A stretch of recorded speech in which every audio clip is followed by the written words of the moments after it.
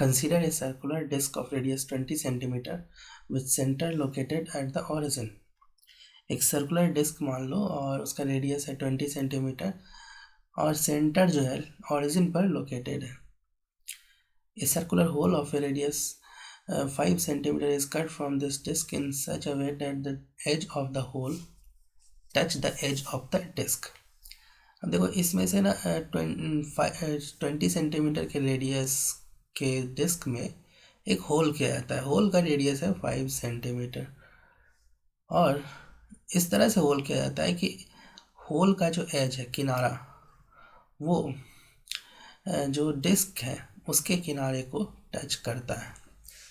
The distance of centre of mass of residual और remaining disc from the origin will be. पूछ रहा है कि जो बचा हुआ पोर्शन जो डिस्क का है, ठीक है, होल करने के बाद जो पोर्शन है उसको बोल रहे हैं रेसिडुअल या फिर रिमेनिंग डिस्क. तो उसका सेंटर ऑफ मास ऑरिजिन से कहाँ पर लाई करेगा. तो लेट्स सॉल्व दिस प्रॉब्लम. इसमें 4 ऑप्शन दिया गया है. Let's see which option match. तो सबसे पहले हम डिस्क को ड्रॉ करेंगे, एक सर्कुलर डिस्क. तो suppose this is our circular disc, ठीक है. इसका सेंटर हम ऑरिजिन मान लेते हैं. तो लेट्स से कि this is the centre of the disc और इसी को हम ऑरिजिन मान लेते हैं. अब तुम मुझे ये बताओ कि सपोज इसमें एक और होल किया जाता है, ठीक है. इसमें एक और सर्कुलर होल बना लेते हैं, ठीक है. तो ये हमारा ओरिजिनल डिस्क है और इसमें हम होल करेंगे. लेट अस, होल इस तरह से होगा कि दोनों का किनारा टच करेगा, होल का और रेडियस होल का होगा 5 centimetre. Let us move it a little bit, ठीक है. तो ये हमारा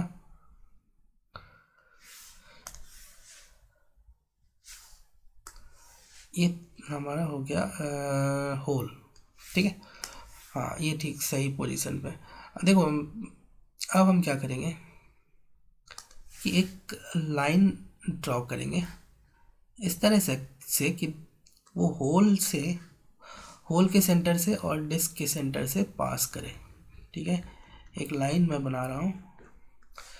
तो मैंने जो डिस्क यहाँ बनाया है और होल जो किया है सिमेट्रिकली किया है सो डैट कि ईजी हो सके, ठीक है, ताकि क्वेश्चन ईजी बन सके. इसलिए मैंने सिमेट्रिकली, नहीं तो फिर तुम कहीं भी होल कर दो ऊपर नीचे कहीं भी, तो उससे क्या है ना, थोड़ा सा सिमेट्री नहीं बन पाया. इसलिए मैंने सिमेट्रिकली किया है. तो मैंने क्या किया, एक एक्सिस बनाया. एक्सिस क्या कैसे बनाया है, तो दोनों होल के सेंटर से पास कराया और डिस्क के सेंटर से पास कर रहा है. अब तुम मुझे ये बताओ कि रेड वाला जो है तुम्हारा वो होल है, ठीक है, और ब्लैक वाला जो है ओरिजिनल डिस्क है. अब तुम मुझे ये बताओ, एक्स एक्सिस के ऊपर जैसा मास है, एक्स एक्सिस के बिलो भी मास का अरेंजमेंट सिमिलर है.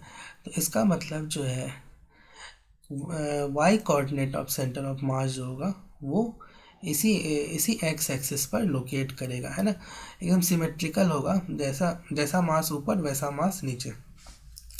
तो इसका मतलब वाई कोऑर्डिनेट जो है इसी के ऊपर लाई करेगा, इसी एक्स एक्सिस के ऊपर. तो मेनली तुमको ना यहाँ पर x axis of centre of मास बताना है.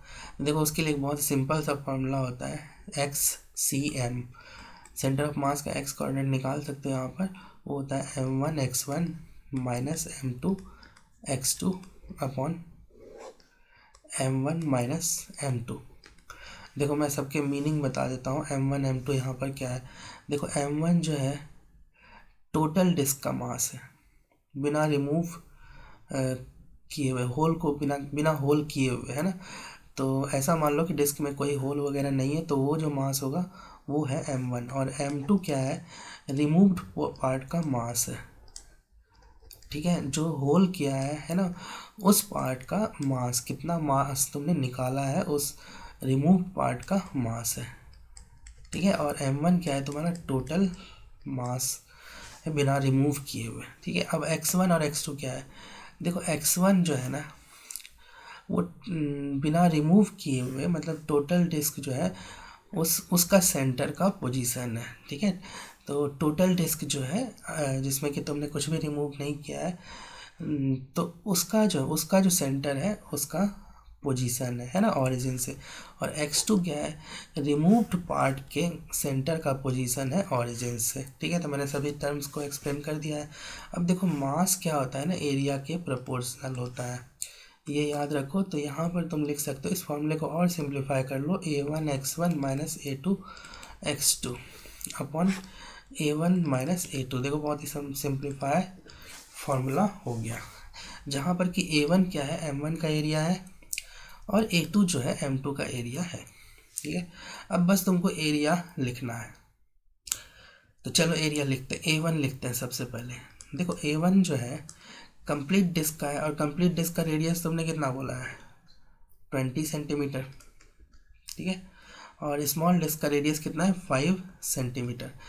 तो ये मैं बोल सकता हूँ, अगर मैं इसको r लेता हूँ तो स्मॉल डिस्क का जो रेडियस है इसको मैं क्या बोल सकता हूँ, r/4। Of course 20/4 is 5।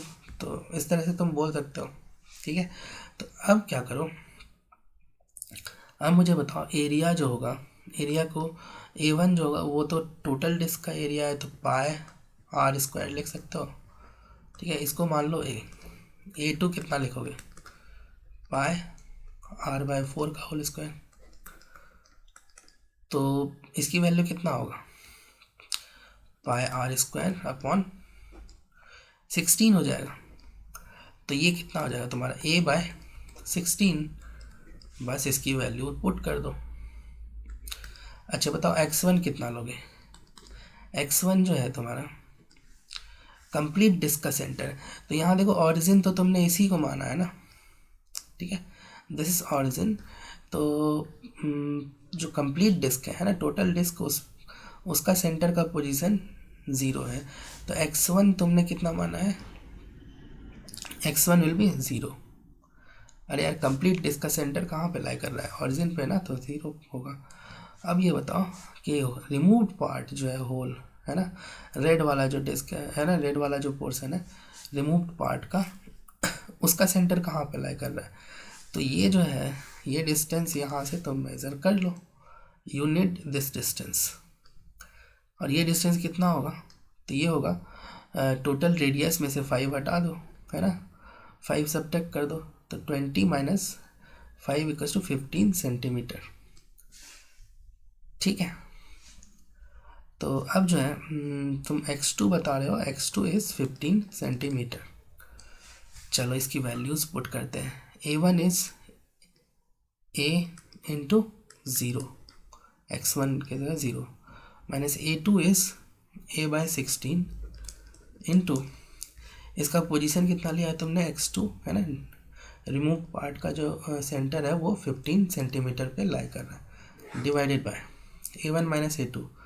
तो a कितना है, a1 is a minus a/16, ठीक है। इसको सॉल्व करो तो ये हो जाएगा तुम्हारा माइनस a/16 इंटू 15, और डिनोमिनेटर में जो है a माइनस a/16 करोगे तो ये आ जाएगा 15/16, ठीक है। तो देखो यहाँ से 15 कैंसिल हो रहा है, और ये 16 और 16 भी कैंसिल हो रहा है, एक a भी आएगा, 15/16 a भी आएगा, ठीक है। तो जब a माइनस a/16 करोगे ना तो एक्चुअली 15/16 a आएगा, तो a भी आएगा। अब ये a इससे कैंसिल हो जाएगा, तो बचा तुम्हारा -1 सेंटीमीटर, ठीक है। ये बता रहा है कि ऑरिजिन से नेगेटिव डायरेक्शन में, मतलब -1 का कोऑर्डिनेट जहाँ पर होगा ना, लेफ्ट डायरेक्शन में -1 कहीं पर होगा, तो यहाँ पर जो है सेंटर ऑफ मास होगा। तो ऑरिजिन से डिस्टेंस कितना हो गया इसका, तो इसका हो गया 1 centimetre, that is 4th option will be the correct option.